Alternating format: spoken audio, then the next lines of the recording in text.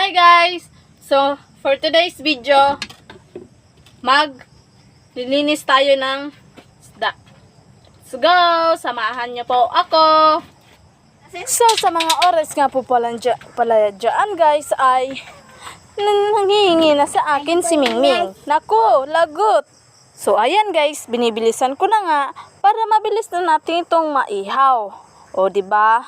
Nakikita nyo naman, si Mingming gusto nang kumain. Maghintay ka lang, bibigyan naman kita. Charot.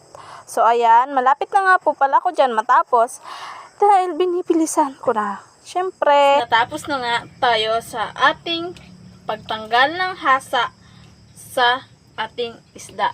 So, ang susunod ay huhugasan natin ito para matanggal yung langsa niya. Let's go!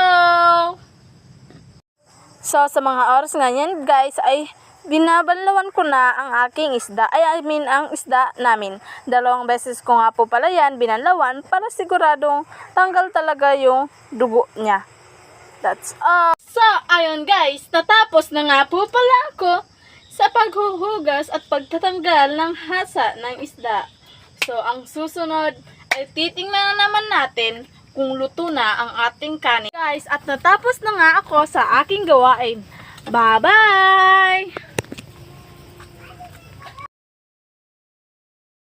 Hi guys! So, for today's video, maglilinis tayo ng isda. Let's go! Samahan niyo po ako! So, sa mga oras nga po pala dyan guys ay nangihingi na sa akin si Mingming. Naku, lagot!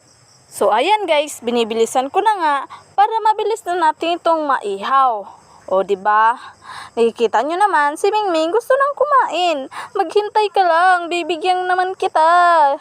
Charot.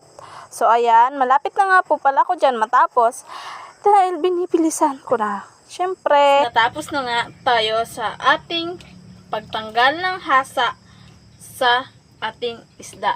So, ang susunod ay huhugasan natin ito para matanggal yung langsa niya. Let's go!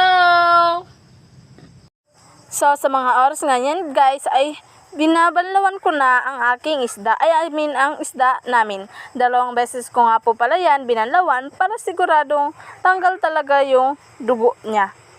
That's all. So, ayun guys, natapos na nga po pala ako sa paghuhugas at pagtatanggal ng hasa ng isda. So, ang susunod ay titingnan naman natin kung luto na ang ating kanin. Guys,